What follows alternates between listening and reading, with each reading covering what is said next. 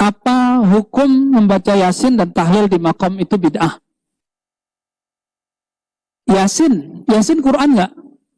Quran. Tahlil apaan? La ilaha illallah. Oke, kita definisikan dulu apa itu Yasin, apa itu tahlil. Kalau udah didefinisikan, baru kita buat hukumnya. Jangan karena saya nggak NU, terus saya tolak, itu nggak boleh. Definisikan dulu.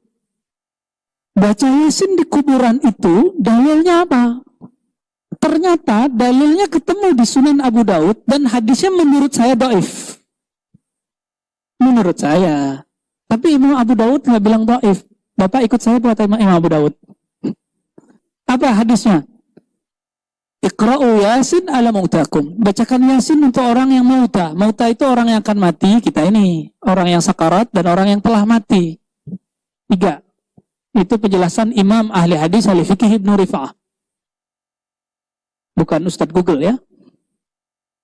Hadis ini pas kita teliti, ternyata ada di dalamnya rawi namanya Abu Utsman an Abi Utsman an abihi.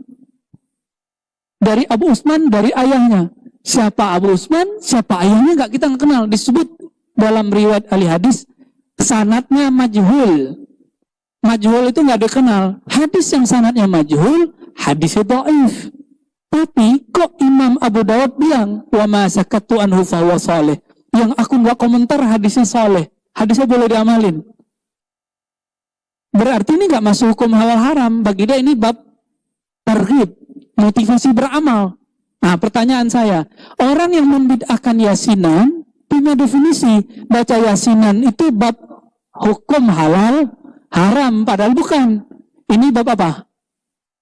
Bab motivasi beramal. Itu beda kan? Al-fikihnya beda, Pak. Itu satu.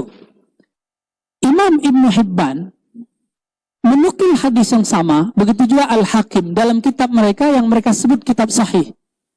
Mustadrak al-Sahihain karya Hakim, kemudian Imam Ibnu Hibban, Sahih Ibnu Hibban. Jadi kitab sahih itu hanya Bukhari Muslim, ada Ibnu Hibban, ada Al-Hakim. Apa kata mereka?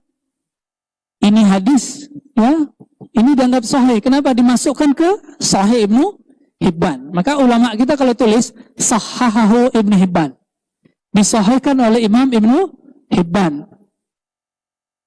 Oh Ustadz, itu udah didhaifkan oleh Syekh Albani rahimahullah. Itu penelitian Syekh Albani. Kalau Syekh Albani, Syekh Albani punya satu sanad hadis, Pak. Satu doang sanad hadisnya. Kepada Syekh Muhammad Raghib At-Tabbakh, gurunya Syekh Yasin di Aleppo. Ya? Syekh Yasin tidak berguru, tapi menelitinya lumayan banyak. Apa kata beliau? Hadis ini dhaif. Bagi Syekh Albani, karena mohon maaf, Syekh Albani tidak kuliah. Gak kuliah di Azhar, gak kuliah di Jami'ah Dimash. Dia peneliti hadis, kemudian mencoba menyinggung hukum. Maka di sini mulai terjadi perbedaan panjang antara orang-orang Damaskus dengan Syekh Albani. Karena ada kaedah, laisad dalil huwal madlul. Yang tertulis dhaif bukan berarti isinya dhaif. Contoh, ni'mal muzakkir as-subha. Sebaik-baik alat pengingat Allah itu adalah tasbih. Alat tasbih itu. Syekh Albani mengatakan ini hadis palsu maudhu, maka menggunakan tasbih hukumnya bid'ah. Nah itu logikanya begitu, Pak. Tapi gurunya nggak begitu. Syekh pakai tasbih. Nah gimana cara memahami ini? Nah, kembali ke hadis Yasin. Syekh Albani meneliti, dan beliau sudah menemukan hadis dhaif. Tapi Imam Abu Daud lebih dulu dari Imam Albani, Syekh Albani, dan Imam Ibn Hibban. Jadi Abu Daud lebih dulu dari Ibn Hibban, dan Albani kan belakangan. Ibn Hibban punya guru 2000, Syekh Albani guru hadis 1. Maka saya berhusnuzon kepada orang yang suka tahlilan, meskipun saya jarang melakukannya. Mungkin dia ikut Imam Abu Daud atau Imam Ibn Hibban. Yang anti tahlilan mungkin dia ikut Syekh Albani. Gampang tuh kalau sudah paham itu. Nabi pernah lakukan nggak? Oh kita cek. Nggak usah Nabi, sahabat aja dulu. Ibnu Umar sebelum wafat beliau wasiat, Iqra, bacain di kubur saya. Tuh. Apa yang dibacain? Fatihah, 5 ayat Al-Baqarah, Alif Lam Mim, ayat Kursi, Amanar Rasul. Itu dipakai nggak sama orang Yasinan, Pak? Dipakai ya?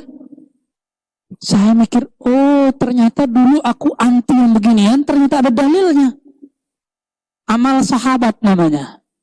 Dan Ibnu Umar nggak mau beramal kecuali Nabi pernah membolehkannya.